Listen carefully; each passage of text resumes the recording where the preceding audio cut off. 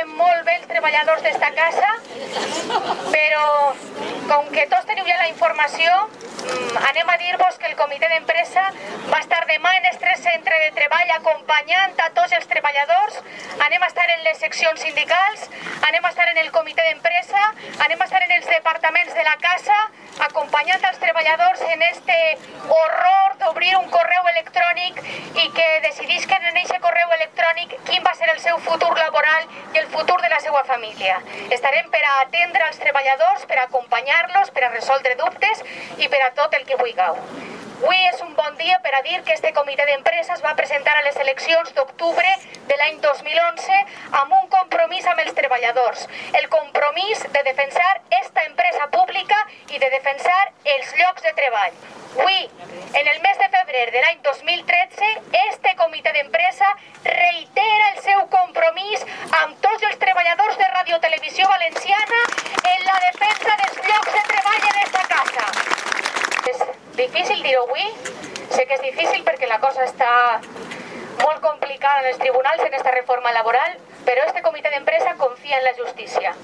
Anem a pelear-ho tot i estem segurs que els anem a tocar la careta, que ho tinguen molt clar que els anem a tocar la careta i anem a treballar des del primer dia perquè s'obriga eixa reixa d'ahir i tot el món que està fora puga tornar a entrar a esta empresa que és dels treballadors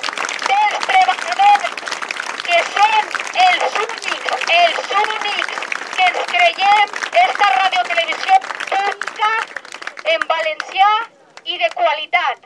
Continuem treballant, no anem a baixar els braços, vos esperem a tots en les mobilitzacions, vos esperem a tots en els tribunals, vos encoratgem a que acudiu als tribunals a defensar el vostre lloc de treball, anem a defensar-nos en els tribunals i res més, que anem a continuar treballant fins al final, fins al final, fins al final.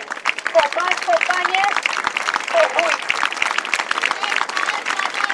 Alberto Fabra y José Siscar son corresponsables dels saqueig que va cometre la direcció d'esta empresa. Si no recuperen els diners és perquè no es dona la gana personar-se contra els que l'han saquejada. Perquè els és més fàcil fotre els treballadors que enfrontar-se amb els responsables de per on s'han anat els diners. Un altre recordatori que ha aparegut publicat estos dies a la premsa. Radiotelevisió Valenciana ha dedicat 300 milions d'euros al València i al Villarreal. És el salari de 9 anys de 1.000 treballadors. Així que no m'ho tiren les culpes de res.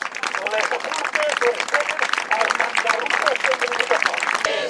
Lladres, lladres, lladres, lladres, lladres, lladres, lladres. El senyor president de la Comunitat de Madrid va aprofitar que estàvem allí reunits de totes les autonòmiques i de l'espanyola per a dir que se la sopla, en poques paraules, que els sindicats puguen guanyar el recurs contra l'ERO, perquè el dia següent de perdre ell tancarà Telemadrid.